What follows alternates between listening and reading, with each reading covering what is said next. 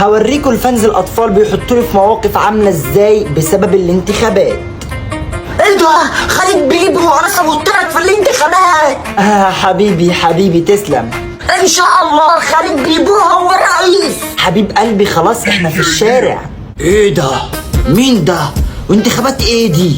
تنتخبوا مين؟ بيبو. وعددكم مين؟ بيبو. ملك الحمير بيبو. يا ابني صوتك يا ابني خلاص بقى.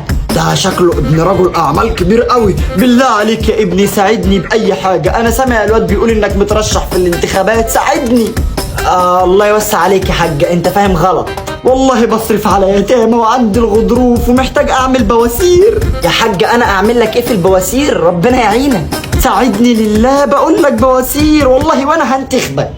الله يخرب بيت امك يا دي بارد انت يا حاج يا ابويا، دي مش انتخابات من اللي انت فاهمها. ما تفرقش انتخابات مجلس الوزراء ولا انتخابات مجلس الشعب، الهي حتى تترقى وتبقى رئيس.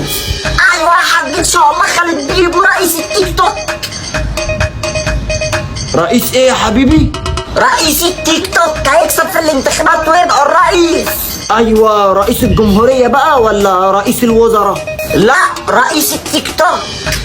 احك والله العظيم لو ما عملت لي البواسير ياض انت، لو ان انت اللي صديتها لي.